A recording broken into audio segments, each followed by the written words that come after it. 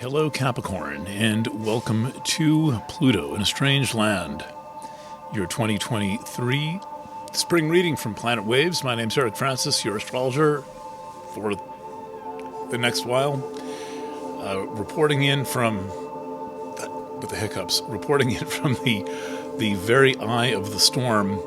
As I speak to you during the course of this reading, Mars will be making its third exact square to Neptune, a kind of a strange thing that, is, by strange I mean I can feel this, and it's a combination of it's almost like the air has been let out of the atmosphere, or the gravity has been turned down, or something strange like that. But in any event, Mars is lining up with Neptune, and then right at this very moment, the Moon in Sag is lining up with Mercury. So we've got kind of a rich moment here for doing this reading. It's my reading, my third of the day, and I think Capricorns in this whole series of readings on the movement of Pluto is a really important one. Every one of these readings so far has come with some review of what it's meant to have Pluto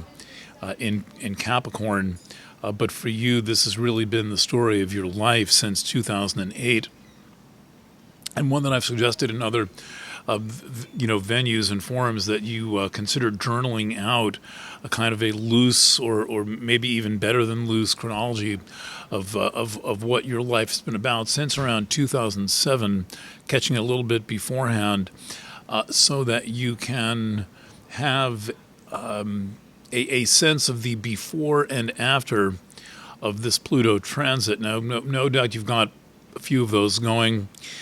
You know this has been a profoundly important and influential time in your life, and there's been no part of your existence that Pluto's Pluto's transit has not in some way impacted or changed or compelled you to grow with. Your life is likely to be radically different from what it was in 2007. In terms of the structure, in terms of how you think of your own reality, and there are likely to have been some very pronounced points when that was true. If you have the Sun in Capricorn, it would be good to know what years the Pluto crossed the degree of your Sun. If you have Capricorn rising, it would be good to know what years, usually about a period of about 9 months spread over 2 years, that Pluto crossed the degree of your ascendant. Those will represent certain peak moments in this. And then another major peak moment would be the Pluto and Uranus series of squares that took place around, I'm going to just guessing 2009 through 2012, that was going on, and those were years of profound changes. The Occupy Wall Street movement, and Arab Spring, and the protests in Wisconsin, and the Fukushima nuclear meltdown, and many things changed, and a lot of those things had to do with the structure of the world, and the structure of your life is the main thing that has been changing under the influence of Pluto in Capricorn. And the thing that I remind myself often, and always mention when I'm reviewing a Pluto transit, is something Martha Lang Westcott said in a class, which is that Pluto can be very difficult to live with, and present challenges, and what Patrick Walker called enforced changes, and it kind of leaves no stone unturned. And yet when Pluto transits are over, we miss them because of the power tool that they provided us to be able to make the changes in our lives that we need to make. Now, you have about an 18-month transition between Pluto in Capricorn and Pluto in Aquarius, and so Pluto is going to be smudging that line between the two Saturn-ruled signs. And of course, Pluto is not gone when it makes its ingress into Aquarius and works its way through there, because the second house, which for you is Aquarius, whether we're talking Cap Sun or Cap Rising, The second house is where you put your knowledge about yourself into action. The second is the house of your values. It is the house of your priorities. It is the house of your assets. It is the house of whether you respect yourself. It is the to whatever degree you may possess or lack that. And I imagine that, barring any extremely terrible circumstances, and even those can work in our favor, that you have cultivated a degree of confidence and self-respect under the influence of this Pluto transit, and have understood that you have been compelled to rise to the occasion many times, and now this process is moving into your second house, Aquarius, where you get to broaden the concept of it a little bit, but also I'm thinking it's more about, in a way, legislating the kinds of changes and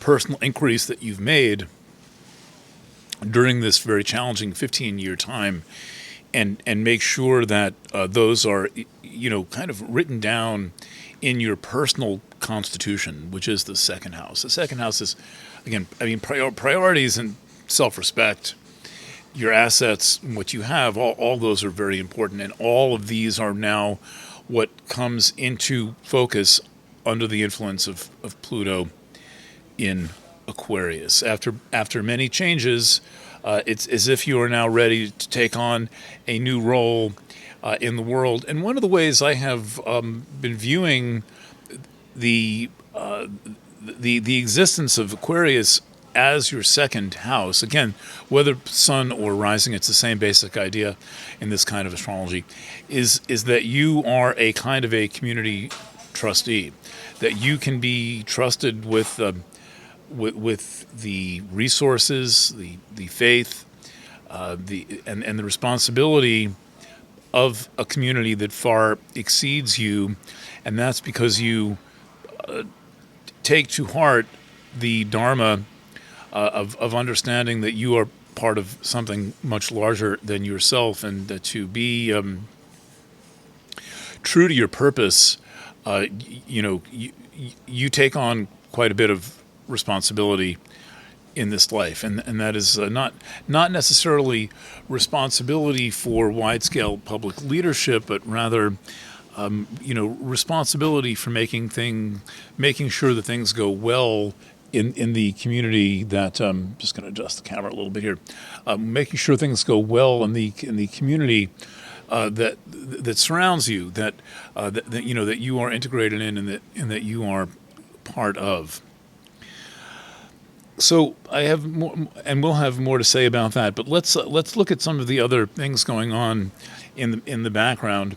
And right now we're in this moment where we're in the very thick of the Mars-Neptune square. I mean, again, it's happening right now. It's only